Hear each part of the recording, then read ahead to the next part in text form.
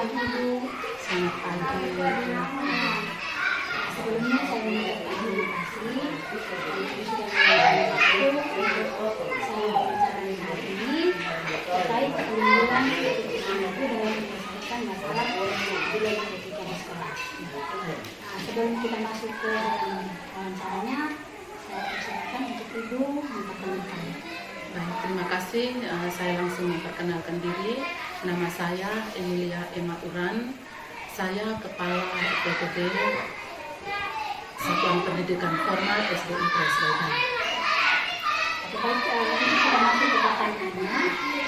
Pertanyaan yang pertama, selama ini bagaimana Ibu dapat mengidentifikasi kasus yang merupakan dilema etika atau rujukan moral?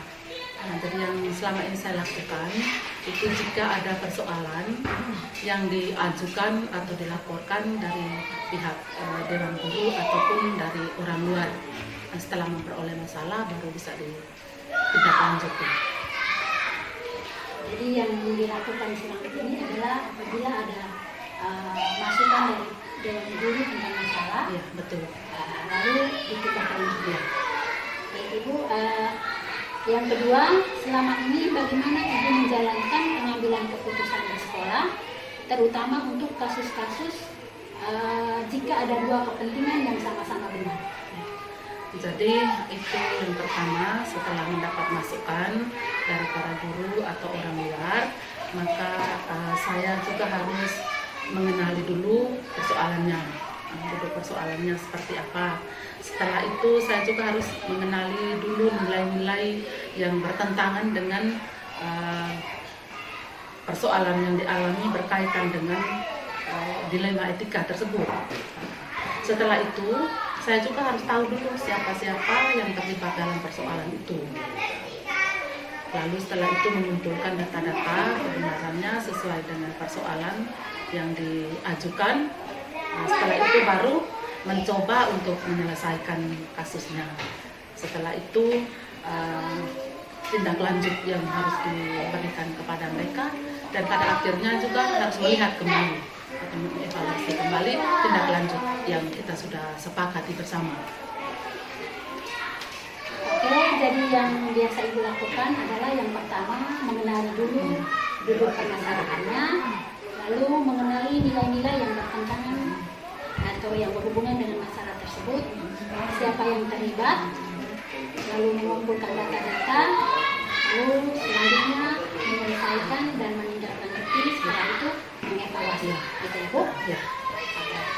Nah, yang berikut langkah-langkah atau prosedur seperti apa yang biasa dilakukan selama ini? Jadi yang pertama, setelah mendapat laporan, maka saya juga harus mengumpulkan data kebenaran sesuai dengan apa yang dilaporkan. Setelah itu saya juga harus mengidentifikasi dulu persoalannya yang berkaitan dengan etika tersebut, lalu merencanakan penyelesaiannya dan sekaligus tindak lanjutnya. Setelah itu melihat kembali atau mengevaluasi kembali tindak lanjut yang telah dibuat, sehingga bisa menentukan mana benar mana salah. Baik, jadi yang dilakukan yaitu mengumpulkan data kebenarannya, mengidentifikasi persoalan, lalu berusaha untuk menyelesaikannya, lalu menindaklanjuti persoalan, selanjutnya dievaluasi untuk mengetahui mana yang benar dan mana yang salah. Baik Ibu, yang berikut hal-hal apa saja yang selama ini Ibu menganggapnya efektif dalam pengambilan keputusan pada kasus dilema etika? Yang saya anggap efektif itu yang pertama, kita harus mengumpulkan data sesuai dengan itu, sehingga kita bisa merencanakan penyelesaiannya serta tindak lanjutnya. Jadi harus kumpul dulu data-datanya, lalu identifikasi masalahnya yang berkaitan dengan etika tersebut, lalu berusaha untuk menyelesaikan dan tindak lanjutnya seperti apa. Baik Ibu, jadi yang dianggap efektif itu yang pertama itu mengumpulkan data untuk menyelesaikan, merencanakan penyelesaian dan tindak lanjutnya. evaluasi. Baik, yang berikut hal-hal apa saja yang selama ini merupakan tantangan dalam pengambilan keputusan pada kasus dilema etika. Yang mencari tantangan itu bagi saya secara pribadi sebagai seorang ibu itu lebih banyak. Yang pertama, mencari tantangan pertama itu adalah rasa iba, rasa kasihan, rasa sayang. Itu yang mencari tantangan terbesar bagi saya. Yang berikut juga tantangan yang tidak kalah juga soal kekeluargaan. Jadi agak menyulitkan untuk mengambilkan satu kesimpulan atau keputusan yang baik. Itu menjadi tantangan. Jadi yang menjadi tantangan untuk ibu selama ini, yang pertama itu adalah rasa iba atau kasihan, rasa kasih sayang terhadap yang membuat kesalahan, baik siswa atau guru. Lalu yang berikut itu masalah kekeluargaan ya. Baik, pertanyaan yang berikut Bu, apakah ibu memiliki sebuah jadwal tertentu dalam menyelesaikan kasus dilema etika? Bagi saya selama ini untuk jadwal yang saya siapkan secara khusus tidak ada. Tetapi jika ada persoalan, ada laporan atau masukan, itu langsung diselesaikan, ditindaklanjuti sampai selesai, sampai akhir, sampai tuntas persoalan itu. Jadi ibu belum atau tidak memiliki jadwal, tetapi ketika ada masalah maka ibu langsung menindaklanjuti masalah tersebut untuk diselesaikan dengan segera. Nah, baik ibu, yang berikut, adakah seseorang atau faktor-faktor yang selama ini mempermudah atau membantu ibu dalam pengambilan keputusan kasus-kasus dilema etika? Sebagai manusia saya juga punya kekurangan, dan saya tidak bisa menghadapi persoalan itu sendiri, tidak bisa menyelesaikan sendiri. Tetapi ada yang pertama, teman-teman guru yang selalu ada untuk bisa membantu bersama-sama menyelesaikan persoalan itu. Kalaupun sampai tidak selesai bersama teman-teman guru, maka ada lagi yang harus didiskusikan bersama, yaitu atasan, yaitu dalam hal ini Bapak pengawas sekolah, sehingga bisa intinya bahwa bisa menyelesaikan persoalan itu dengan bantuan dari teman-teman guru dan juga dari Bapak pengawas. Baik ibu, jadi faktor yang atau orang yang mempermudah dalam membantu ibu selama ini adalah ibu bekerja sama atau berkolaborasi dengan teman-teman guru untuk menyelesaikan masalah itu, dan juga Bapak pengawas selaku pimpinan guru ya. Ini terakhir pertanyaan ibu, dari semua hal yang telah disampaikan, pembelajaran apa yang dapat ibu petik dari pengalaman ibu mengambil keputusan? Yang saya rasa kekurangannya itu bahwa saya tidak memiliki agenda khusus, jadwal khusus untuk harus menyelesaikan persoalan-persoalan yang berkaitan dengan etika tersebut, sehingga kedepannya saya bisa menyiapkan atau merencanakan jadwal atau agenda khusus, entah itu bulanan, entah itu triwulan, tetapi itu harus direncanakan satu agenda khusus untuk yang berkaitan dengan penyelesaian soal-soal yang berkaitan dengan dilema etika ini. Lalu saya juga harus menyiapkan juga jadwal jika ada persoalan, maka jadwal untuk para guru memberikan pembinaan kepada peserta didik teristimewa berkaitan dengan dilema etika ini, sehingga kedepannya bisa tidak terjadi lagi hal-hal yang tidak kita inginkan.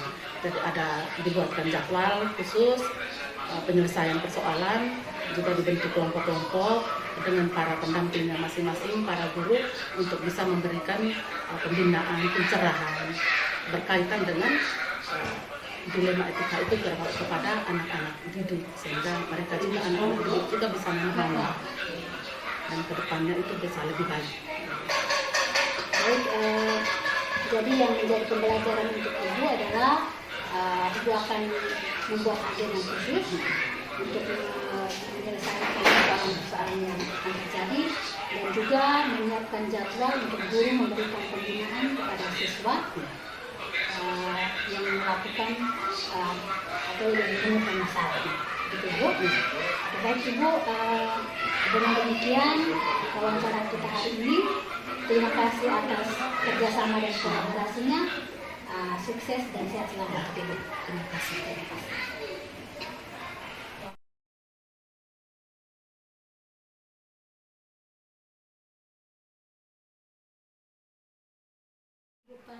Selamat pagi Ibu. Pertama-tama saya mengucapkan terima kasih karena Ibu sudah meluangkan waktu untuk saya wawancarai hari ini. Sebelum saya wawancara, saya persilahkan Ibu untuk memperkenalkan diri. Terima kasih atas kepercayaan Ibu mau mewawancarai saya. Nama saya Lucia Suba SAG. Saya Kepala Sekolah pada Satuan Pendidikan Sekolah Dasar Katolik Tenohi. Ya. Jadi wawancara saya ini terkait dengan tugas saya sebagai calon guru penggerak Angkatan 8 di Kabupaten Flores Timur yang saat ini sedang mengikuti pendidikan. Jadi tugas kami ini di modul 3.1 demonstrasi kontekstual. Saya akan mewawancarai Ibu terkait kebijakan pengambilan keputusan yang sesuai dengan kebajikan universal. Baik Bu, jadi pertanyaan yang pertama, selama ini bagaimana Ibu dapat mengidentifikasi kasus-kasus yang merupakan dilema etika atau bujukan moral? Baik Ibu, selama ini saya mengidentifikasi kasus-kasus yang merupakan dilema etika atau bujukan moral itu. Yang pertama, saya harus menganalisa atau mendalami dulu kasusnya dengan cermat. Apa kebenaran masalahnya, siapa yang membuat masalah, mengapa, kapan. Yang penting saya bertanya dengan 5W1H itu. Lalu yang kedua, saya mesti menganalisa kasus ini bertentangan dengan aturan sekolah atau tidak, bertolak belakang dengan budaya positif sekolah atau tidak. Kalau masalahnya bertentangan dengan budaya positif atau aturan sekolah, maka saya harus menolak. Saya harus mengatakan tidak pada masalah itu. Kemudian saya juga harus berpikir bahwa apa dampak masalah ini bagi kenyamanan sekolah sebelum mengambil keputusan. Jadi saya harus berpikir bahwa keputusan yang nanti saya ambil itu harus mengutamakan kenyamanan sekolah, mengutamakan kepentingan peserta didik, dan juga kepentingan masyarakat umum.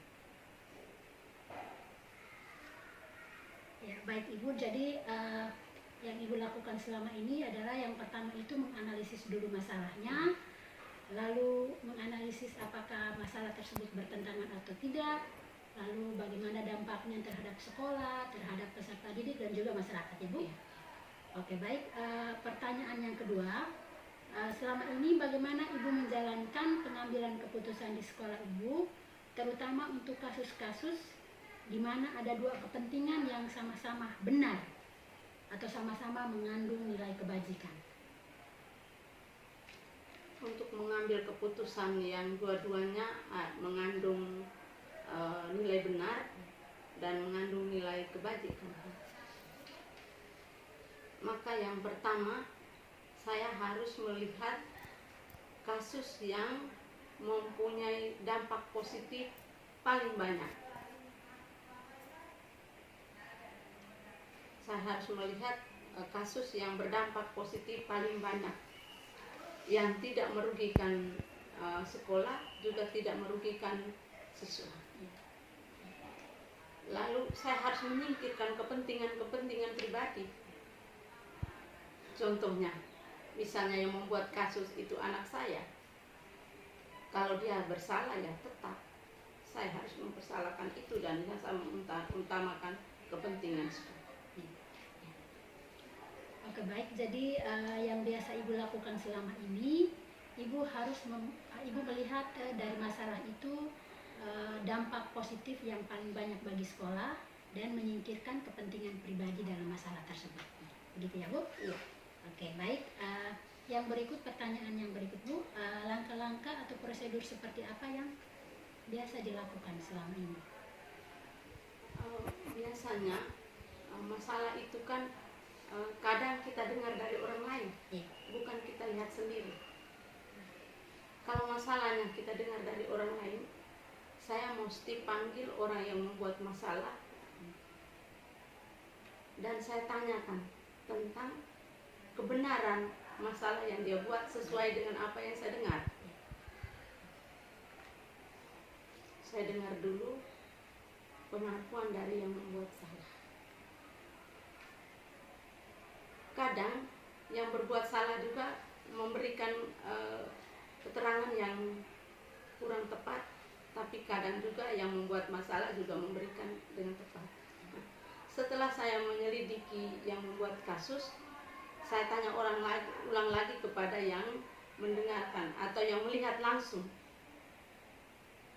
Saya tanya pada orang yang melihat langsung kejadian atau yang menyaksikan masalahnya. Saya kawinkan dua-duanya. Terus Begitu ya. lalu selanjutnya, setelah melihat kasusnya masalah itu dengan tepat, untuk mengambil langkah, saya juga tidak serta-merta mengambil keputusan sendiri. Saya punya langkah seperti tadi. Saya menganalisis apa masalah ini bertentangan dengan peraturan sekolah atau bertentangan dengan budaya positif sekolah, apa merugikan sekolah atau tidak. Lalu saya mengambil keputusan ini, apa tidak berdampak buruk pada orang yang membuat masalah. Saya harus mempertimbangkan ini betul. Saya juga kadang tidak mengambil keputusan sendiri. Saya bisa meminta pendapat dari tokoh agama atau tokoh pendidik atau tokoh masyarakat, minta pendapat, tetapi keputusan tetap ada pada saya sebagai pimpinan di lembaga ini, dengan memperhatikan, meminimalisir akibat buruk yang terjadi dari keputusan saya. Baik Ibu, jadi yang biasa Ibu lakukan itu yang pertama memanggil orang yang bermasalah, lalu menyelidiki kebenarannya, juga membuat pendekatan dengan saksi kejadian. Lalu selanjutnya meminta pendapat dari tokoh-tokoh agama dan juga tokoh-tokoh masyarakat sebelum mengambil keputusan, Bu. Oke. Yang berikut, hal-hal apa saja yang selama ini Ibu anggap efektif dalam pengambilan keputusan pada kasus-kasus dilema etika? Yang saya anggap efektif itu, yang pertama, saya harus menyelidiki kasus. Yang kedua, saya mempertimbangkan baik buruknya keputusan yang saya akan ambil. Saya mempertimbangkan baik atau buruknya keputusan yang akan saya ambil, dengan memperhatikan peraturan sekolah, etika, budaya lama holot, budaya positif sekolah. Lalu tentu saya harus mengutamakan kepentingan umum atau kepentingan bersama atau kepentingan lembaga pendidikan, dengan tetap memperhatikan juga masa depan siswa jika yang membuat masalah itu adalah siswa di sekolah. Lalu yang terakhir, bahwa saya harus mengambil keputusan sebijaksana mungkin untuk tidak merugikan siapapun di dalam lembaga pendidikan ini maupun stakeholders.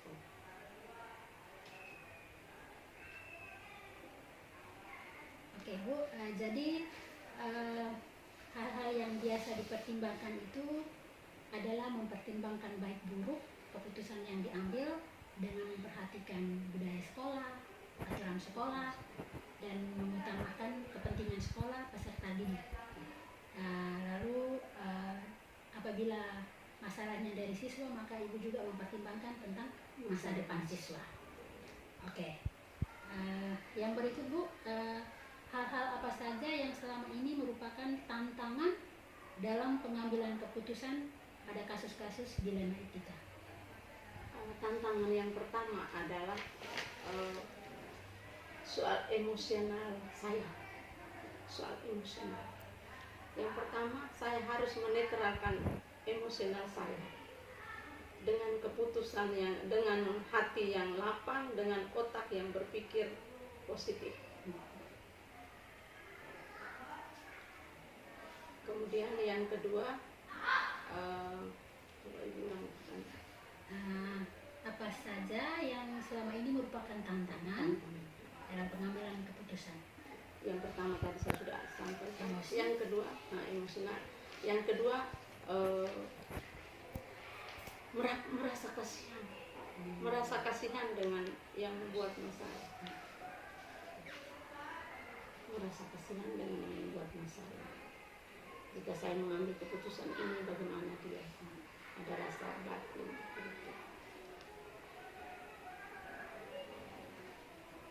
Yang ketiga, mungkin terikat rasa keluarga begitu. Terikat rasa keluarga.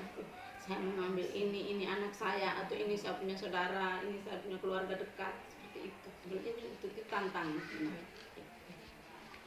Jadi yang menjadi tantangan bagi ibu selama ini yang pertama emosional ibu sendiri ya. Saya tidak boleh mengambil keputusan dalam keadaan emosi. Lalu yang berikut itu ibu merasa prihatin dengan yang membuat masalah. Lalu yang berikut ada rasa keterikatan, rasa kekeluargaan kepada yang membuat masalah. Oke ibu, yang berikut, apakah ibu ada memiliki sebuah jadwal tertentu dalam menyelesaikan sebuah masalah, atau apakah ibu langsung menyelesaikan masalah tersebut di tempat apabila ada masalah yang terjadi? Baik, pada dasarnya saya tidak ada program atau tidak ada jadwal untuk menyelesaikan masalah. Saya menyelesaikan masalah kalau sudah ada masalah. Kalau ada masalah dulu baru saya membuat penyelesaian. Kalau masalahnya ringan, saya langsung menyelesaikan saat itu di tempat kejadian. Tapi kalau masalahnya berat, maka saya harus pakai langkah-langkah tadi. Saya selidiki dulu dari pelaku, dari saksi, saya minta pendapat orang dulu. Saya harus merujuk pada aturan sekolah, juga peraturan perundang-undangan yang berlaku. Jangan sampai saya mengambil keputusan tidak sesuai dengan undang-undang juga. Jadi dari undang-undang, dari peraturan sekolah, dari budaya positif sekolah, dan juga budaya yang berlaku, budaya lam holot yang berlaku di kalangan kita. Jadi ibu belum tidak ada jadwal ya dalam menyelesaikan masalah. Jadi kalau ada masalah baru diselesaikan. Baik ibu, yang berikut, apakah ada faktor-faktor? Memang tidak ada jadwal, tetapi dalam program atau rencana sekolah itu ada penyelesaian kasus-kasus itu, ada rujukan untuk harus segera menyelesaikan masalah-masalah seperti itu, tapi tidak terbuat dalam program atau jadwal yang baik. Ya. Oke. Kita lanjut saja ya. Oke.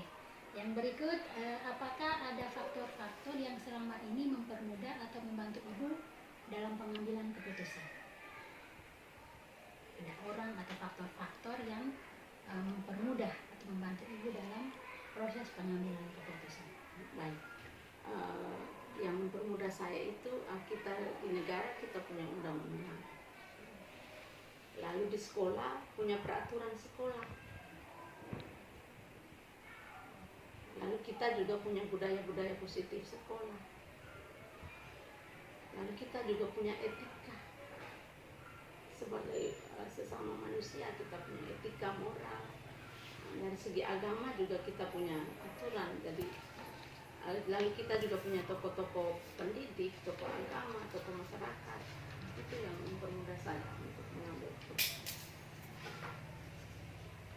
Ya baik Ibu, jadi faktor-faktor yang bisa membantu Ibu selama ini yaitu ada undang-undang, lalu ada peraturan sekolah, lalu ada budaya positif, juga ada etika-etika. Tambah lagi ada teman-teman guru yang punya pikiran-pikiran baik. Kita bisa saling berbagi. Iya, baik Ibu, ini yang terakhir pertanyaannya.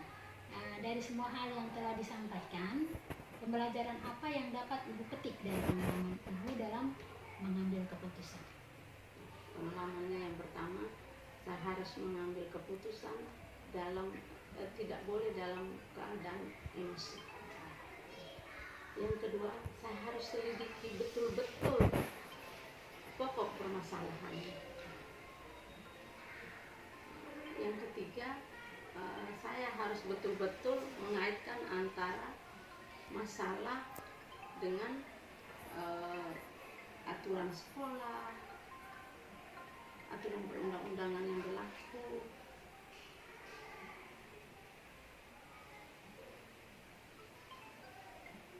Yang ketiga, dalam mengambil keputusan, saya harus mengambil keputusan sebijaksana mungkin dan tentu mengutamakan kepentingan banyak orang atau mengutamakan kepentingan sekolah dan juga memikirkan masa depan siswa atau guru yang membuat masalah. Jadi pembelajaran yang sudah Ibu petik itu ada tidak mengambil keputusan dalam keadaan emosi. Yang berikut keputusan yang diambil sesuai dengan aturan sekolah dan juga undang-undang. Lalu mengambil keputusan sebijak mungkin dengan mengutamakan kepentingan sekolah, kepentingan siswa dan kepentingan guru yang bermasalah. Gitu ya Bu? Lalu bisa juga mendengarkan pikiran-pikiran dari tokoh-tokoh yang dipandang baik dalam masalah. Oke. Baik, jadi Ibu wawancara untuk hari ini saya rasa cukup. Terima kasih untuk waktunya dan terima kasih untuk kerjasamanya. Terima kasih Ibu, sukses selalu.